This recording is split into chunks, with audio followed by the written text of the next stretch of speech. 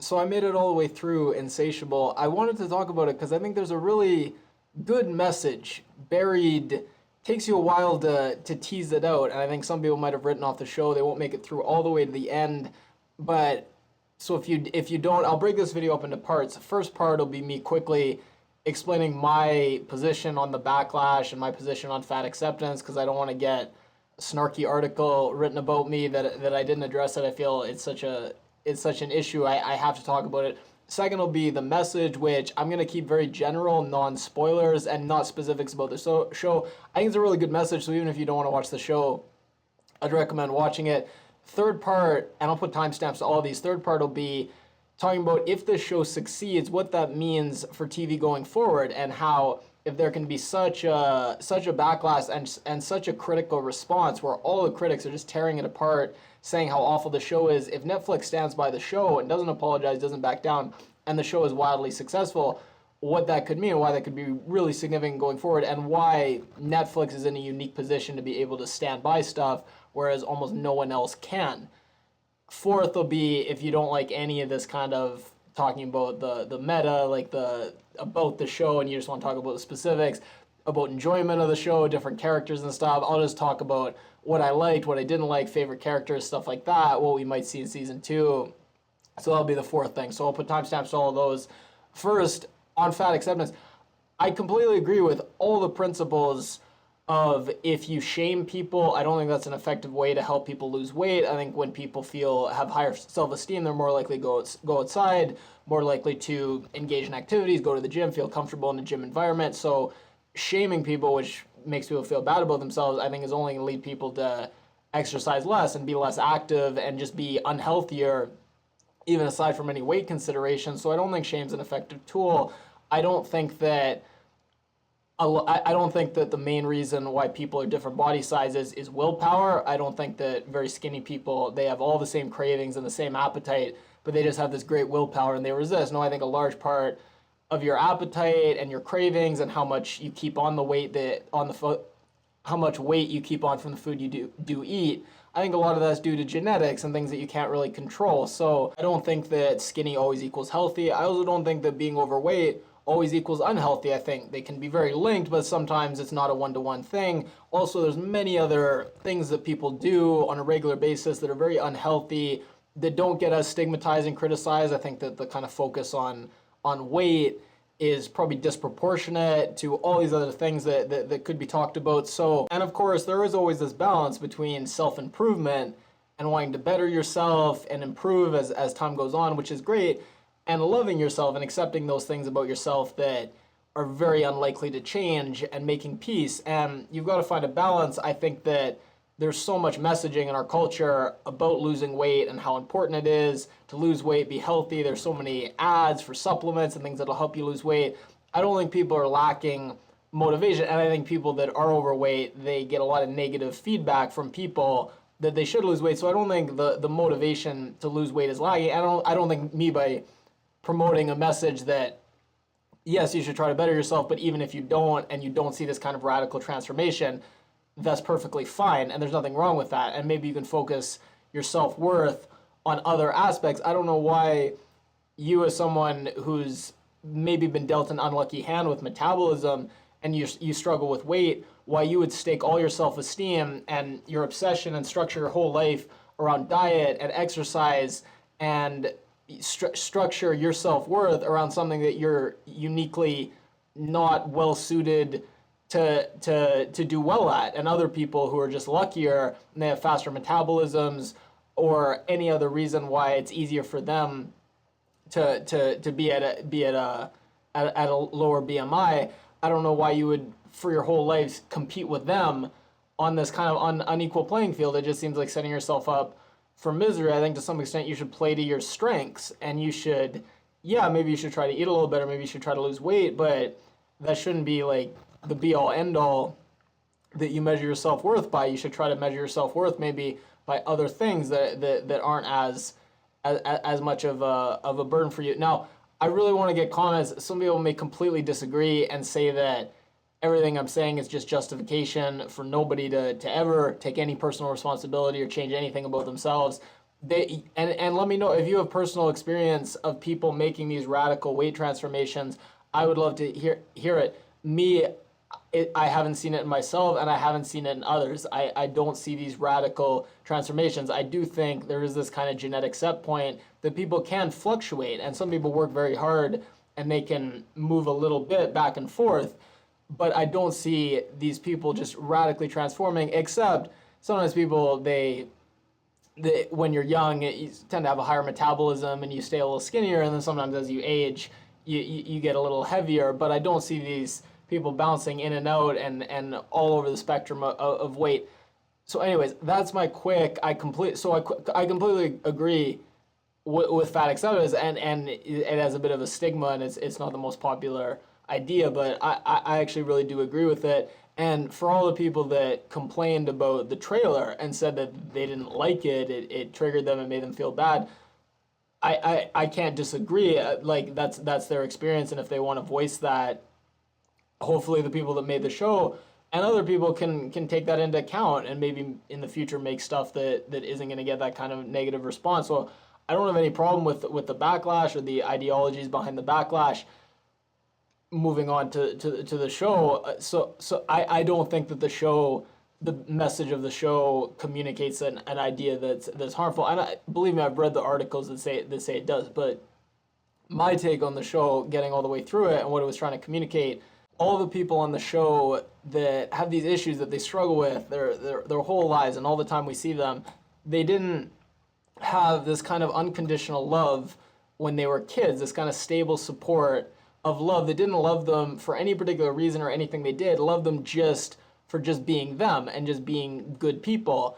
And when you don't have this kind of unconditional love, you spend your whole life trying to be things, whether it's being beautiful or whether it's being smart or whether it's being successful, because you think that it's not enough for you to just be you. You have to be something better and something great in order to just get just basic love. And this creates this kind of narcissism, which is kind of tragic, because you think that you have to create this image that other people are going to see, and this shining image. So you spend so much time focused on this image of yourself, and you spend so much time obsessed with yourself. And at one point, one of the characters says to the main character, God, you're so self-absorbed. And she is, and it's tragic because she spends so much time thinking of this image and trying to craft this image so other people will like her. She ends up never really thinking of these other people that she wants to get to like her. So she ends up doing the exact thing she fears the most, which is other people don't like her because she's so self-centered and she never thinks about others. So is the biggest tragedy that for people who are narcissistic, the thing they want most, the very behaviors that they always engage with to try to get people to like them, focusing on crafting this image, one, they only think about themselves, and two, it's kind of a lie. They spend so much time developing this kind of idealized image that they want other people to love, but that image isn't really them. So other people pick up on this kind of inauthenticity and lying. And again, on the show, we get some great lines. One of the characters is like, you're in denial. And he's like, of what? And he's like, reality. Like, you're building up this image that just isn't you because you think you need to have this image to get love. There's this tragic link between narcissism, shyness, never opening your true self up to other people, and this hole, this insatiable, and they talk about it on the show, there's just this hole that can never be filled. And this comes from when all your self-worth is based on the opinions of others. And again, remember, you didn't get unconditional love for just being yourself, being a good person, staying true to yourself. No, you got conditional love based on you doing things that you thought would get other people to shower you with praise. So you're constantly, your self-worth is dependent on other people, which isn't stable. And it never ends. Your people's opinions are constantly fluctuating and changing, the way people shower praise on different people. So you're just in this constant fight to maintain the approval and praise of others, and you're just on this constant treadmill, and you can never get off it. And we get so many times where characters talk about saying, I'm going to do this and then my life can begin. I'm going to look feminine enough and then my life can begin. I'm going to get skinny enough and then my life can begin.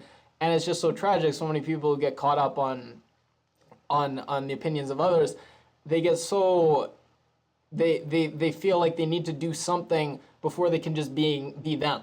They feel like, okay, once I'm successful, I finally prove those people wrong that thought I wouldn't amount to anything, then I'll go out and I'll be more social, I'll find a wife, I'll travel, I'll do all these great things, but just first I got to be successful. Or they want to start making videos on YouTube, and they say, well, first I got to learn about the stuff I'm talking about, and first I got to study so I'm good at making the videos, and I'll do this and this, and then when I'm ready, and in some sense when other people approve and when I'm good enough to meet other people's standards, I'll finally be able to put myself out there.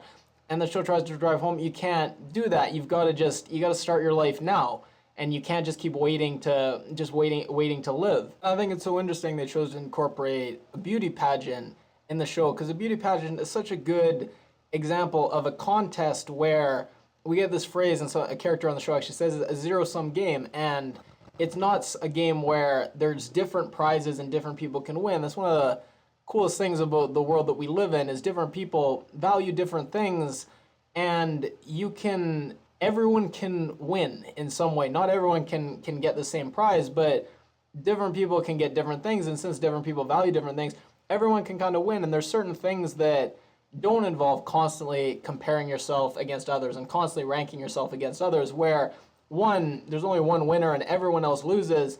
And also, even if you do win this one, there's always another contest, and the other people are going to get younger, and you're going to get a little older and a little less in your prime, and eventually you're going to lose as well. And honestly, with zero-sum games, you say there's one winner and everyone else loses. It's actually oftentimes there's no winners. Even the people at the top, when they realize the prize wasn't something that was really going to make them happy anyways. Another thing is, along the way, for them to do anything it takes to win, and so many characters on the show say this, anything it takes to win. When you do anything it takes to win, you push away all your loved ones, so that when you finally win and you realize this prize is not even something you wanted, you've pushed away everyone else that would have been there for you, and then you're just left alone with this somewhat meaningless prize. So you got to focus on other things like being a good person, where there's no limit on. It's not this constant insatiable quest to be the best and to reach this milestone, this and this milestone. No, it's just a day-to-day, just being a good person, living by code, falling in love, and finding someone to spend the rest of your life with. That's not a constant struggle that's just this constant battle every day that never ends. No, it's something that will give you a sense of completion and satisfaction and peace. And another thing the show explores is how the insults that were directed at us when we were kids, those are the things that follow us throughout our lives, and those are the things that are most painful to hear as adults, even when we've long outgrown where those insults would be ever applicable, and we're never going to get called those things. It's very unlikely that we're ever going to get called those same things that we got called when we were kids, but that fear that we will is what drives us. And there's a character on the show, she is a fairly vapid socialite from what we see, somewhat neurotic, and there's many things that people would say about her, I'm sure say about her behind her back, but she doesn't care about all those things. She grew up poor, and if anyone was to say she's trailer trash or white trash or any of those other slurs, those would be the things that would cut her the deepest. So she will become this almost flamboyant socialite and be called all these horrible names by people, as long as she doesn't get called that one name that she got called during her childhood. And there's this great line, something about like the only demons are the ones from our past. So the only demons are our past, and it's again, it's those things from our childhood that we get bullied about, and we wanna prove people wrong, that will drive us to live our whole lives trying to right these wrongs from childhood, rather than, as the show says, just start living your life now. And then last thing that was interesting, the show touched on, the main character at one point says, "My fat became like an armor to protect me from disappointment." And what I thought was interesting is how oftentimes narcissistic people, they will self-handicap, that's what it's called, and they'll create this kind of excuse. And oftentimes it can be, a guy might be a jerk, and then anytime he gets rejected by friends or people he's trying to date, he can say, well, they weren't rejecting me. I mean, of course they were going to reject me because I'm a jerk. And you kind of create this excuse that even if you get rejected, they're not rejecting the real you. They're rejecting this kind of fake thing that you've set up to give you, that you can always point to. And if anything bad ever happens, you can say, well, of course it happened. It was this thing that you've created that's in some way separate from you because it's not the real you. And again, you get to the sense of creating this image of yourself that isn't really true and authentic. Anyways, lots of stuff to unpack. I haven't even touched on towards the end. There's this relationship arrangement that forms. I won't spoil it, but anyone who's watched it knows what I'm talking about. And just getting at this idea of trying to, the character says, have your cake and eat it too in some sense. And there's this dream again that rather than us all competing against each other and all being jealous of each other, we could all find a way to live where we all win. And there's no winners and losers, and everyone's just happy in different ways. Everyone can't have the same stuff, but everyone could maybe have a different thing, and each person could kind of value their own thing. But as we see with the arrangement, the forms there's own complications, and it's really hard to get these things like jealousy, revenge, competition. In some ways, these are the hardest things to let go of, and so much of art is just trying to figure out ways to communicate messages about letting go of these things and the ultimate failure that these things lead to, and how nobody wins in these games of revenge and competition. And it's just a bunch of different people trying to come up with all their own ways to communicate this one basic idea that, unfortunately, it's such an important idea, but it's such a hard thing to communicate and get across. Now, moving on to the second thing I want to talk about, which is what the success of Insatiable could mean for the future of television, and how effective these kind of backlash campaigns and how effective critics and these websites that write articles, can they really have an impact going forward if Netflix continues to grow and becomes the dominant platform for streaming movies and TV. Now, why Netflix is able to stand strong behind their shows and not really back down, and I saw this there was a show, Ammo, I actually reviewed it, that it was one of my most disliked videos ever. It got a ton of backlash from really powerful people who are diplomats and people who have traveled the world and have a lot of clout. And I was shocked. Netflix really, they stood by the show. They said, look, give it a chance, watch it. We support all content on our platform. And one of the reasons Netflix is able to do this is because they don't position themselves as like a label that has a bunch of different artists, musicians signed to them, and they represent the artists, and they put their name and their credibility behind each artist. They're not like a TV network that has shows on their network, and each show, they put their credibility behind. They position themselves as a kind of aggregator of content, and all content from all across the spectrum, and their job is just to match different people up with the content they like. So their job is twofold. One, to just gather and have this great repository of not just good content, moral content, just all content that exists. And then their second job is to match people up with the content they like. And all the major, really growing companies, YouTube, which is owned by Google, obviously, search engine, Facebook, Netflix, Spotify, they're all seeming to become less like a kind of company that has to put its reputation on everything they put out, and more just these content aggregators and search engines. So that gives them a kind of leeway to say, look, we may not agree with this show or this message, but our job is not to say what we agree with and what not. Our job is just to provide information to people and to provide people with what they want. So it's very interesting. And also, the second thing, Netflix is a subscription based model. They have very little advertising. And advertisers often really don't want their ads to be on any kind of controversial content. So that's why these kind of backlash campaigns, they can often be very effective, because advertisers get scared. Advertisers are going to pull out, and then whoever's hosting this content, they get worried because they're so dependent on advertiser money. But as we move towards things like Patreon and these kind of subscription services, and ad money is just shrinking up and is not playing as large a role maybe in the future going forwards, we could see companies like Netflix that have their subscriber base and aren't dependent at all on advertiser money. They could be a lot bolder with the kind of content that they provide. And then last point, it just will be very interesting. There couldn't have been more of a critical backlash against this show, article after article. I saw on Vox, there was multiple articles, initially when the trailer dropped.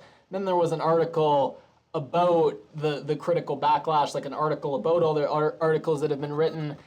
Then there was like another article. There was like three waves of articles Vox put out just about how awful the show was and how harmful it was. So if the show is popular, could we be reaching an age where certainly these websites, they can create a lot of buzz for a show and they can promote a show and they can have an influence that way, but could we get to a point where articles could have almost no impact on whether or not someone chooses to watch a show? And that would be a really interesting place to be. And how does, I guess, criticism change when you know you can't really have any kind of an impact whatsoever on whether or not people decide ultimately to watch something? Okay, now just talking about it as a show, how enjoyable was it? I liked it. It was very fast paced, very snappy dialogue, bright colors, so it had this kind of feel to it that I thought was pretty good. The characters I liked. I know a lot of them were very flat and kind of stereotypical, and maybe you weren't supposed to like them, but I found them all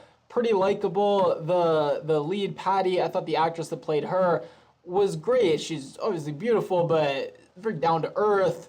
Reminded you a bit of Amanda Bynes, kind of husky voice, bit of a southern accent, a bit kind of tomboyish. She played like a bunch of different range of emotions. She got mad. She was, flirtatious. She would be goofy, and really some acting range. So I thought she was good. I hope she gets more stuff going forward.